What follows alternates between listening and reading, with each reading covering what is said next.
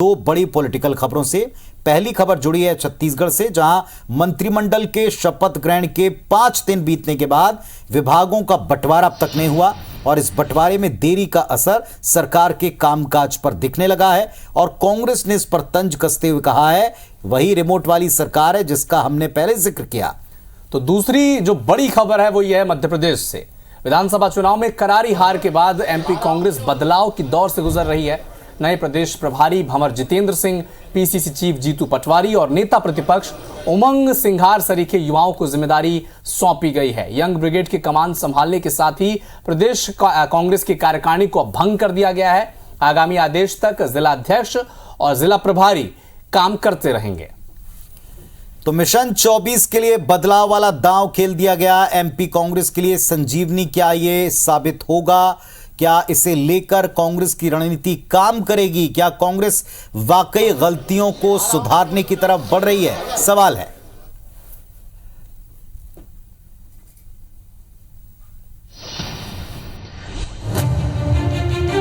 बहुत सारे सुझाव आए हैं। आगामी लोकसभा चुनाव को किस तरह से कांग्रेस पार्टी लड़ेगी, संगठन के अंदर हम क्या क्या बदलाव करेंगे, बहुत सारे सुझाव आए हैं। एमपी में कांग्रेस के नए प्रभारी भंवर जितेंद्र सिंह के सामने चुनौतियां ही चुनौतियां हैं। उन्हें प्रदेश प्रभारी की जिम्मेदारी तब मिली है जब कांग्रेस की विधानसभा चुनाव में करारी हार हुई है। 150 सीट जीतने का दावा करने वाली कांग्रेस 66 पर सिमट चुकी है।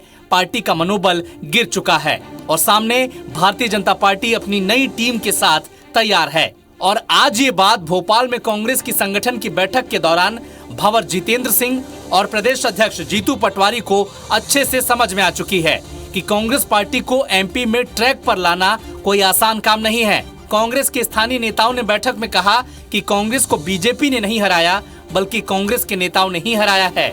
जिन्हें टिकट नहीं मिला वो दुगुनी ताकत से कांग्रेस प्रत्याशी को हराने में लग गए। कुछ ने ये तक कहा कि पिछले कुछ सालों में कुछ नेताओं का तानाशाही रवैया चल रहा था।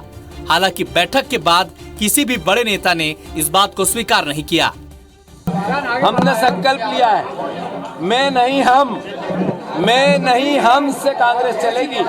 सभा की तैयारियों को लेकर सुझाव, इस संदर्भ में जो बातें हुई वो सकारात्मक व्यवहार से हुई।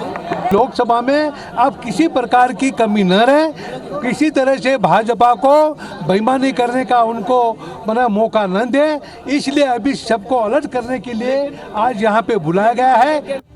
कांग्रेस संगठन की बैठक में पदाधिकारियों का गुस्सा निकलता रहा और कांग्रेस के नए प्रभारी भंवर जितेंद्र सिंह सब कुछ चुपचाप सुनते रहे। कुछ नेताओं ने यह भी कहा कि लोकसभा चुनाव के लिए प्रत्याशियों का ऐलान जल्द से जल्द हो।